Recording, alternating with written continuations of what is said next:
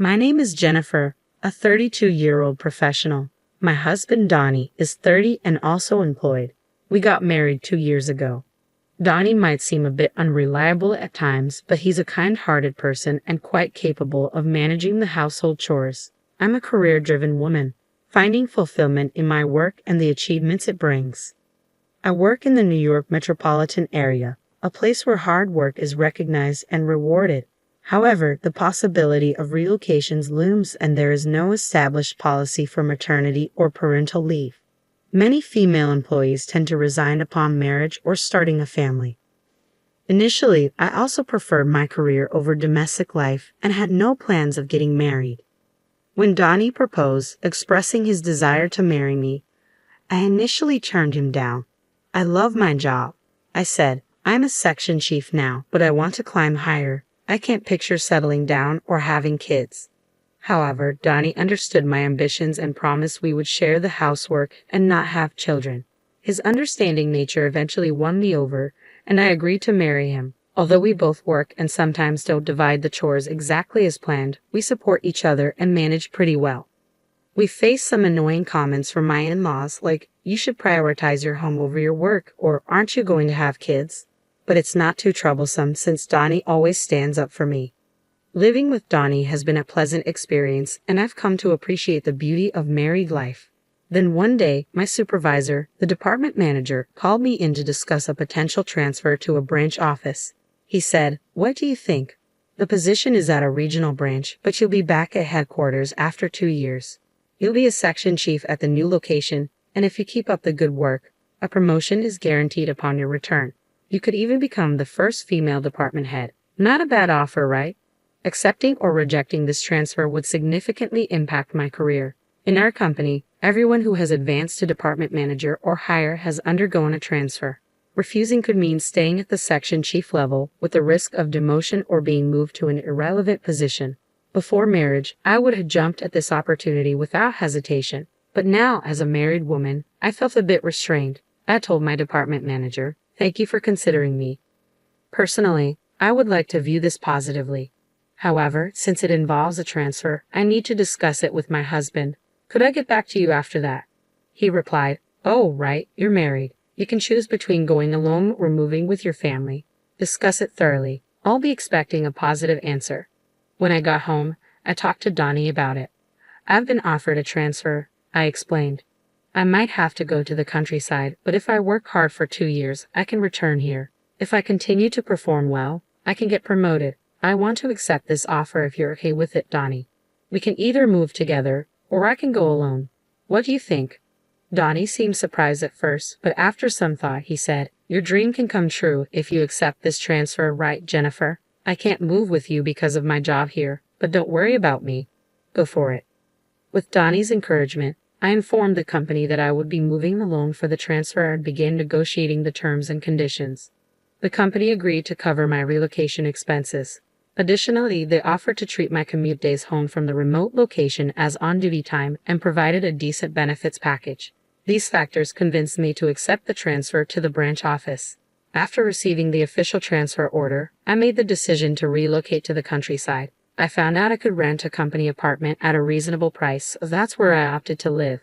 On the day of the move, the movers had already transported my belongings, and my husband came to see me off at the station. "Thanks for seeing me off. I'll keep in touch regularly and try to come home as often as I can." "Yeah, I'll be waiting. Just because you're working remotely, don't overdo it."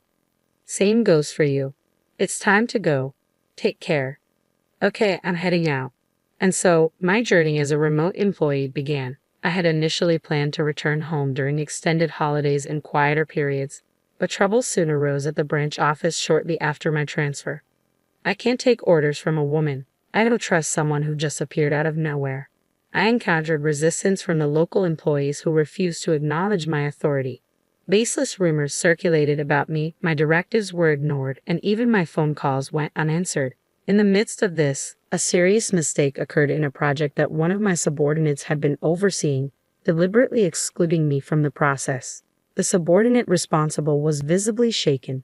Naturally, as their supervisor, I took full responsibility. I found myself consumed with rectifying the issue, offering apologies, not only to regain lost ground, but also to mend relations with my team. Witnessing my challenges, my supervisor offered some guidance. I've been through a transfer myself, so I understand what you're going through. It might feel unjust, but you can't simply impose your authority here. Effective communication, empathy, and building relationships laterally are key. Taking my supervisor's words to heart, I focus on forging horizontal connections by spending more time with everyone at the branch. Despite not initially being part of the neighborhood association, I discovered that the company's rental housing fell under its umbrella, prompting me to join. Before I realized it, I found myself struggling to carve out personal time and often unable to return to my home, where my husband patiently awaited my return. I kept in touch with my husband, but after a few months of remote work, it became increasingly difficult to reach him at night via phone or text. "I'm stuck at the office late every day. It's chaos," he'd explain. Exhausted, I often found myself drifting off to sleep. His explanations seemed plausible, and amidst my own busy schedule, I didn't think much of it, focusing my energy on my work. Even during a rare slow period, when I decided to return to our home in New York on short notice, I couldn't reach him. So, I abruptly left my remote location and headed home. Upon opening the door, a strange feeling enveloped me. A woman I didn't recognize dashed to greet me, saying, "Justin, welcome back. If only I'd known you were coming home early, I would have prepared." The woman and I stood frozen, staring at each other in disbelief. Eventually, she broke the silence. "May I ask who you are? And who might you be?" "This is my home," I replied firmly. "There must be some misunderstanding. I live in this house," she insisted. After a feeble exchange of arguments, we decided to step outside to verify the house number. To my astonishment, the nameplate displayed the custom one I had ordered. "The key fits, and the nameplate is correct. This is my house. I'm going in," I declared. "Wait, what are you doing?" "Stop," she protested. Ignoring her protests, I pushed past and entered the house. Once inside, I immediately noticed the drastic changes. New curtains, different furniture, a complete overhaul of the interiors. In the living room, a framed photo captured my husband and the woman at a theme park. The kitchen held mugs unfamiliar to me, while the bathroom revealed strange toothbrushes and skincare products. Even the shower boasted women's shampoo and conditioner. As I inspected further, the bed linen sported a design I didn't recognize, and the wardrobe held only the woman's clothes, with none of mine in sight. My husband's belongings were tucked away in a room at the back of the house, as if the woman had seamlessly moved in and taken over while I stood there in shock. I swung the front door open. "I'm back. Lola, did you invite a friend over?" I asked. "Justin, thank goodness you're here. This woman just walked in like she owns the place," Lola exclaimed. The man the woman referred to as Justin was undoubtedly my husband. Catching sight of me, he looked taken aback. "What are you doing here?" he asked. "Donnie, since when did you go by Justin? Can you explain what's happening?" I confronted him. "What are you talking about? This is Justin, isn't it, Justin?" he replied hesitantly. "Well, you see, caught between us, my husband appeared flustered. "Lola, this man's real name is Donnie. Isn't that what's on your driver's license?" "And I'm Donnie's wife, Jennifer," I interjected. "That's not true. He told me he was divorced," Lola retorted. "Donnie, you need to explain everything clearly," I demanded. "Jennifer, you were hardly ever home, and I felt lonely. So I thought I'd give a dating app a try and met Lola," Donnie confessed. "I see. So Justin is your alias on the dating app?" I inquired. "No, it's not like that. I was worried about using my real name, so I used a fake one. But I kept my last name," Donnie explained. "And why lie about being divorced?" In Lola's dating app profile, she mentioned, "I've only ever attended all-girls schools and have never dated a man before. Looking for someone who's willing to be serious about a relationship with the goal of marriage." It really struck a chord with me, so I fibbed about being divorced to win Lola over, and we ended up moving in together. "Why on earth would you do that?" I exclaimed in disbelief. At that moment, my husband launched into a defense of his actions. "It's because you're always away for work. It's only natural for a man to crave companionship. We've been leading separate lives due to your demanding job and the overtime and weekend shifts. I just wanted a cozy home where my wife would be waiting for me with dinner ready," he explained defiantly. I was stunned by his confession, realizing that my perception of his supportiveness towards my career might have been misguided. "But that doesn't excuse what you did. Your actions were despicable. If you wanted to be with someone else, you should have had the decency to end our marriage first. Why didn't you do the right thing? I demanded. I cared for both of you. I never intended to leave either of you, my husband defended himself. After everything you've done, it was inevitable that I would find out when I returned. It's beyond belief that you thought you could deceive me, I shot back. Well, if you had kept your promise and returned home, none of this would have happened. Your absence pushed me to seek companionship elsewhere, he argued. What nonsense. I've explained to you how demanding my work has been, I retorted. Our argument escalated into a heated exchange, with the woman my husband had been involved with standing there, visibly shaken. She realized she had been deceived by a married man and dragged into his deceitful game. So it was all a lie? You've made a fool of me. I'm leaving right now, she declared, storming out. Lola, please, just hear me out, my husband pleaded as he attempted to halt the other woman, who was hastily packing her belongings. Don't you dare touch me with those deceitful hands of yours. I can't trust a single word that comes out of your mouth, she spat back, her voice laced with anger and betrayal. With a final curse directed at my husband, the other woman stormed out, heading for her parents' home. Fuming with anger and a desire for retribution, I resolved to punish my husband for his infidelity. Gathering evidence meticulously, I amassed a collection of proof to take back with me. Upon returning to my work assignment, I wasted no time in hiring a detective to uncover details about my husband's mistress. The investigation unearthed that she was the daughter of an executive at a company closely associated with my husband's business partner. Armed with this information, I instructed my lawyer to dispatch evidence of the affair to both my husband's residence and the other woman's parents. Upon receiving the incriminating documents, my husband vehemently protested, expressing his reluctance for a divorce. Unmoved by his pleas, I braced myself for a protracted legal battle, even considering the possibility of taking the matter to court. Unexpectedly, the other woman's family reached out to my lawyer, prompting us to arrange a meeting at their office. To my surprise, the other woman and her parents showed up, offering their sincerest apologies. We are deeply sorry. Our daughter's actions have caused you immense trouble, and we take full responsibility for that. She has always been sheltered and quite naive about the world. Despite our efforts to arrange a marriage for her with someone we deemed suitable, she longed for a more liberated love. She met your husband without our knowledge and, unfortunately, got carried away without truly understanding who he was. She mentioned meeting a divorced man on a dating app and expressed a desire to move in with him.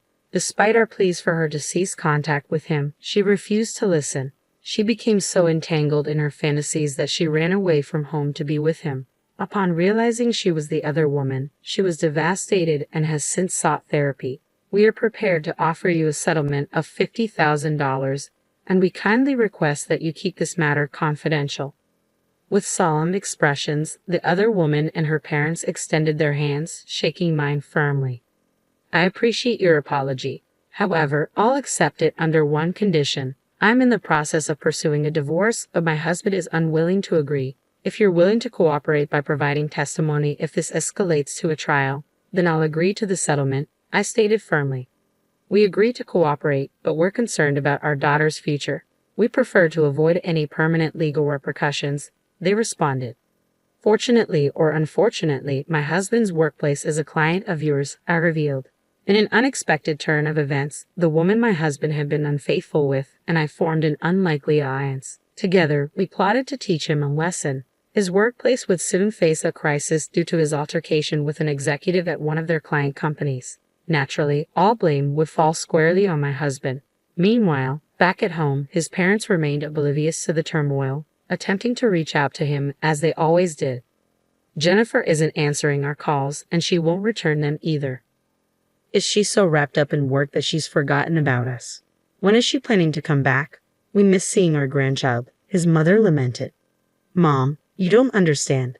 I cheated on Jennifer while she was away on assignment, and now it seems like we're headed for a divorce, my husband confessed. His mother's response was surprising. That woman who neglects Donnie to focus on her job is to blame. Perhaps it's best if you break up with Jennifer and reconcile with the woman you had the affair with, she suggested. It became apparent that my in-laws had chosen to align themselves with the other woman's family, possibly because they perceived them as wealthier than ours. They launched a series of attacks against me, bombarding me with calls that I eventually had to block. Undeterred, they began calling me at work. When I refused to engage with them, they took matters a step further by showing up at my workplace, causing a commotion and creating a scene. "Release our son. It's your fault for being such a career-focused woman that our son strayed. He'd be happier with his lover, so stop interfering," his parents demanded. In response, I exclaimed, "What are you talking about? I'm the one seeking a divorce from Donnie.